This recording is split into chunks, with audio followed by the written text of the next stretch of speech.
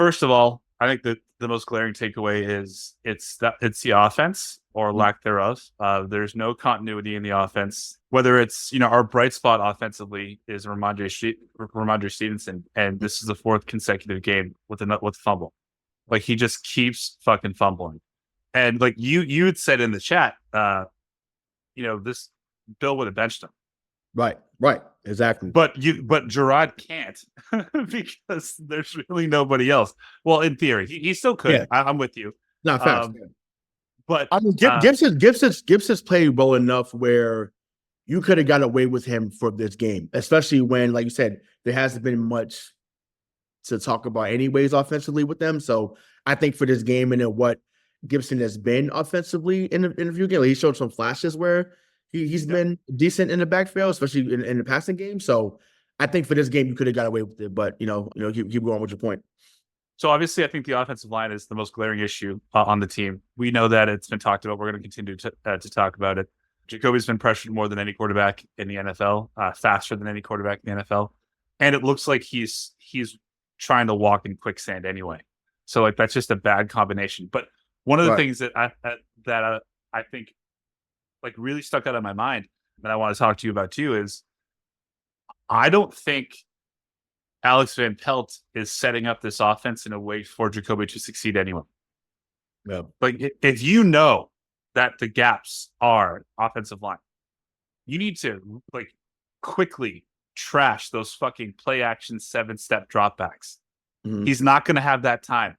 It should literally be the old Patriot play action pass where it was 3 steps, fake, and then you just dump it off. Like the big knock on Brady early in his career, not to just talk about him, but the big knock on that offense from like 2001 to 2005 was that the majority of their passes were really just runs, right? You're not throwing them any further than 3 yards out. And then like you see what happens. We need that in our offense right now. Yep. And I know you have a wild stance on Jacoby, but he's not being set up for success either. And I would also back you up in the sense that if he were set up for success, I don't think he's good enough to achieve it. Right, correct. And listen, that's why I use the word caveat in my opening, right? So listen, to say that I think he's played subpar is putting it lightly. So for those that have got text messages from me the last few weeks, you know how I feel. Once again, there's some things I'm just not on air. Because I love this show and I want to make sure that we continue to grow in the right direction. So I won't do that. But I can say that he's been subpar. I can say that I'm not pleased, excuse me, with how he's played, at the quarterback position. But yeah, you're right. Alex Van Pelt to me is in over his head. Jacoby is in over his head. The offensive line collectively is in over the head. Our head coach Jerod Mayo, I feel like, is in over his head, and it's in over your head, coupled with you're not really allowed to make the decisions that you really want to make, because I feel like it's still being told from Elliot Wolf and Jonathan Kraft and Robert Kraft what they want. And it's just like, my thing is, if you were going to give him the position, which you did, you said, hey, you're the heir apparent, why not let him run it as he sees fit, and not just saying like, oh, like Van Pelt's the head coach of the offense and, DeMarcus Covington this and so on and so forth. So I don't know. I just think, to me, but they haven't given Mayo the cachet that they should at first. And once again, I know you have to earn it, obviously, especially after what, we've had the last 24 years. So I get that to an extent. But like I said, to the Brissett thing, man, listen, it was a Play-Doh offensive line. So once again, now that I'm off my, because I was very emotional yesterday afternoon, and I'm going to get emotional again with some stuff that we talk about later on. But just right now, I'm giving I'm an analyst more, right? Listen, Nick Bosa was looking like prime Jerome Brown, Reggie White, Bruce Smith, Deacon Jones, you name it. Like Richard Seymour, like whatever great defensive lineman you want to put out, John Randall, you name it. Like, hey, you want to put it out there, like that's where Nick Bosa looked like. And once again, he's talented anyway, so I don't want to make it seem like he was heightened because of the bad offensive line. Like, dude is a dog regardless. He just can't stay healthy. But him at 80% yesterday would have been better than anything that we could have blocked. So yep. It was a joke. I think I forget. I want to say, I don't know what half it was, whether it was first or second, but there was a play where they had just made a few plays in a row. I'm like, okay, they're starting to move. And whatever left tackle was out there, because they had a million of them yesterday. Like he went to go block inside.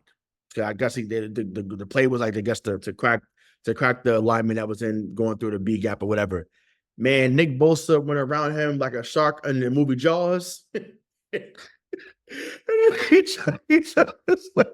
I can't even get it out. It was like, but I blinked and I said, "Oh my God, he's in the backfield." I blinked, like couldn't even get up to go get popcorn and water because it was just, I'm like, wow, this is like what can we do?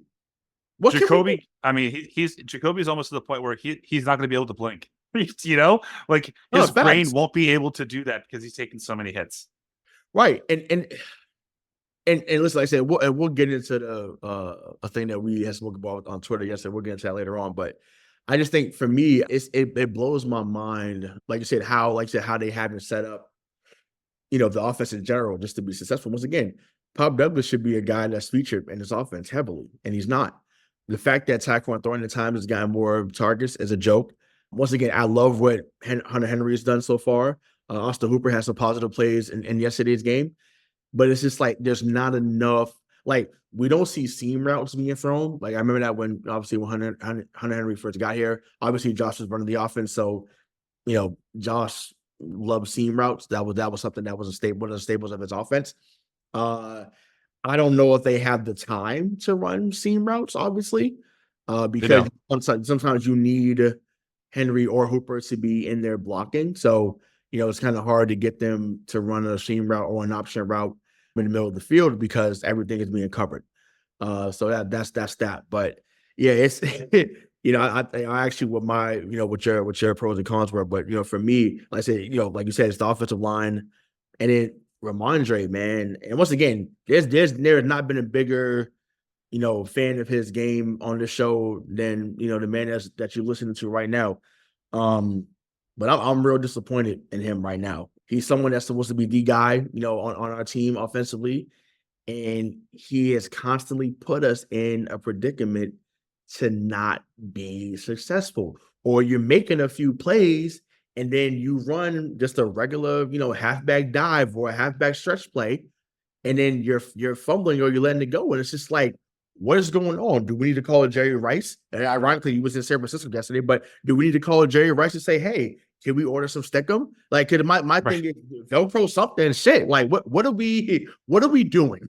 Because at this moment, like I said, I would have benched him just to send a message like, hey, regardless of what you think you are to this team, and you are a huge part of this team, you don't need to be out here right now because you're taking away from the team in a negative way. Yep. No, I mean, 100%. I think, and by not doing that, Jerod is telling us, without saying the words, that he doesn't think he has enough players on this team to still win, to be competitive in a game. Yeah. Right? Well, he said it. He said it, right? He said it, I think, in his presser today. He was like, he was talking about the turnovers, but basically, what you just alluded to, like, hey, we don't have the team that we can lose a turnover battle and, still win a game. Effective, still win a game. You know what I'm saying? So I think that he's telling us, like, hey, like, we're a long ways away. And once again, we knew that coming into the season. It's a different thing to see it unfold. And like I said, people's expectations slightly changed when they went into Cincinnati and won. And, rightfully so. Once again, regardless of what people think about Cincinnati early in the season, they've been a perennial contender the last few years. So there was reason for excitement. It was warranted. So I want to preface that and give that credit where it was due. But since then, man, like I said, it's been a downward spiral. And I don't know how they get out of it, because like I said, I'm not sure if they can get out of it for this season, right? Obviously, there'll be some other bright spots, that we'll talk about later on here, hopefully. But there's just not much to grasp from, right now. Well, so, here's what I would do, and this is out of the box thinking, right on the spot. But I want to run it by you. I mean, I think right now I'm still of the mindset I don't want Drake to play this year. I do not, but I think he's going to. I think probably because Jacoby's going to die on the field, and I hope I'm being dramatic, but he's just getting his ass kicked. Yeah, facts, yeah. In the meantime, you call Josh McDaniels right now, and you have him work with Drake for the remainder of the season. Because Kraft doesn't want to pay Josh to come in to be offensive coordinator. That's fine.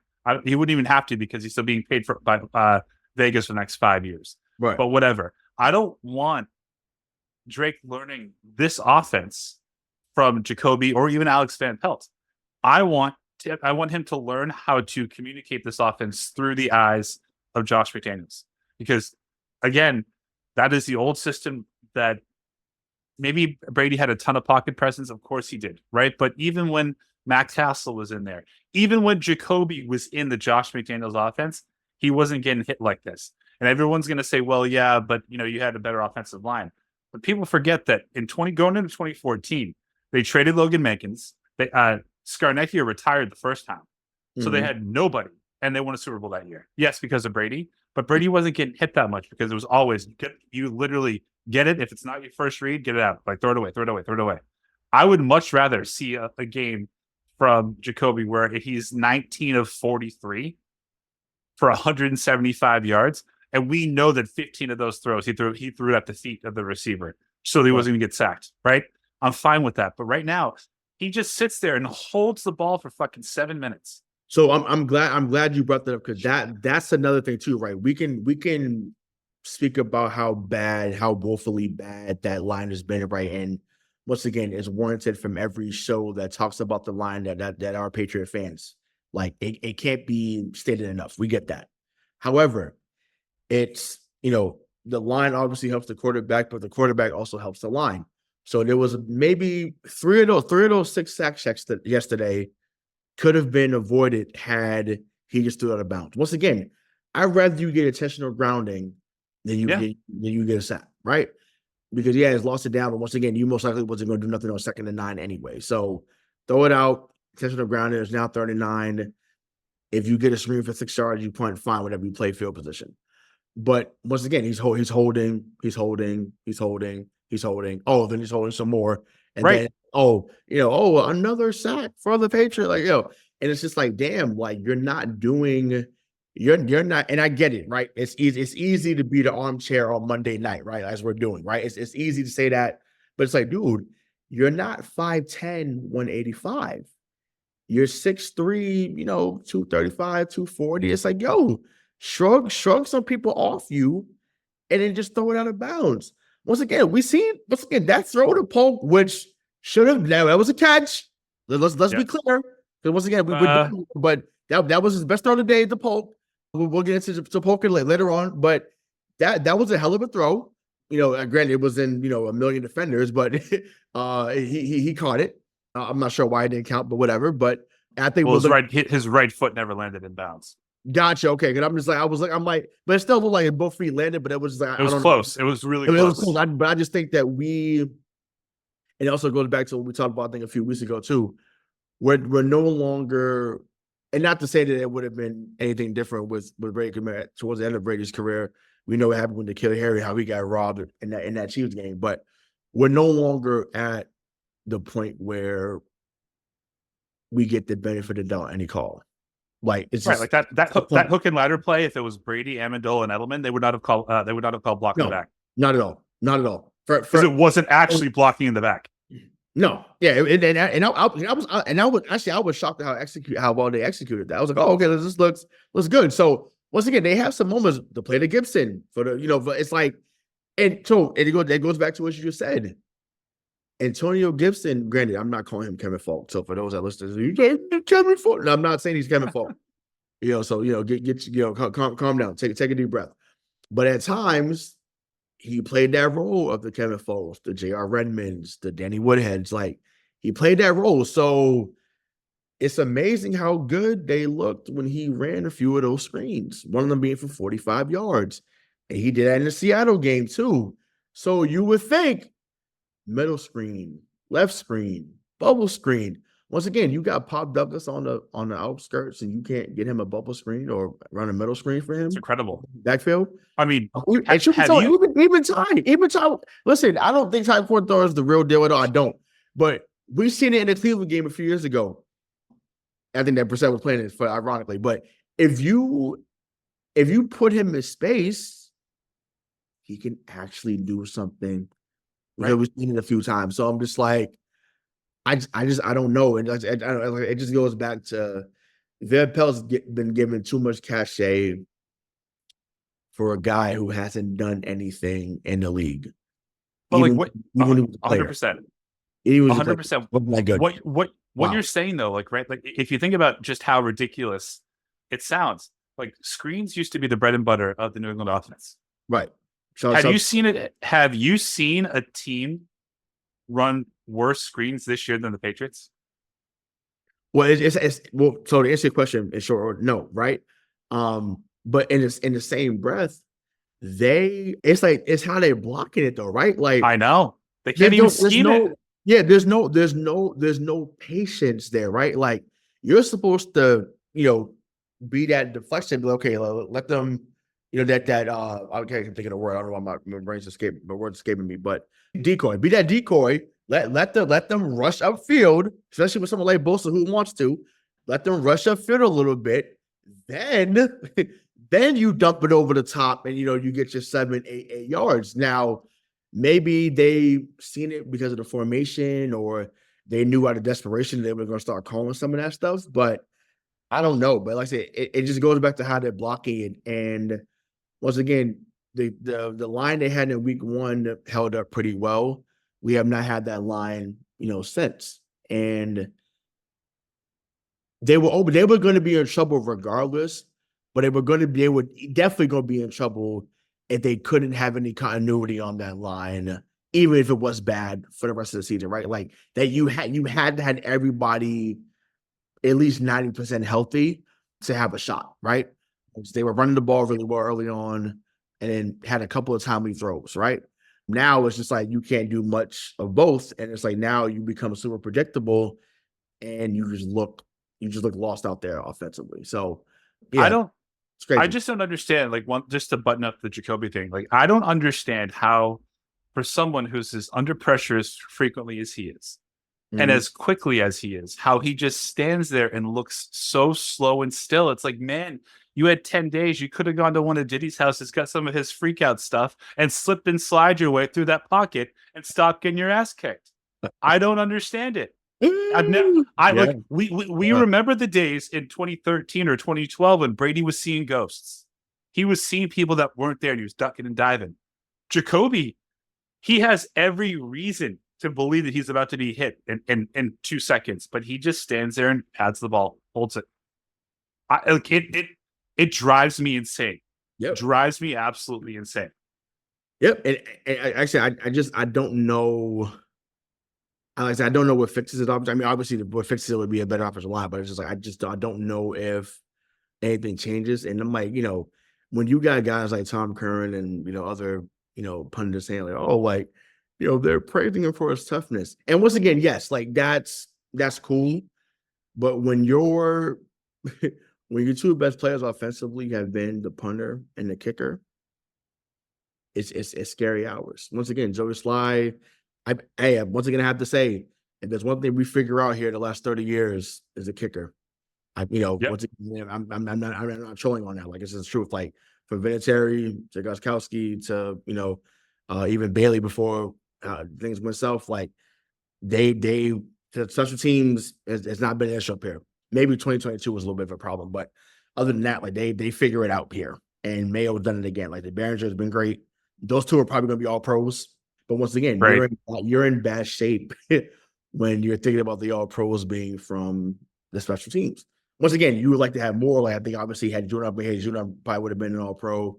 Gonzo might have a chance to be an all pro. Like, he's been really he's played really well. Check out the article that we did earlier today about Gonzo, him shining amongst all the chaos. So check that on MTP show .com. So we have a few articles out there. So check that out. See what we were writing there. But yeah, it's crazy, man.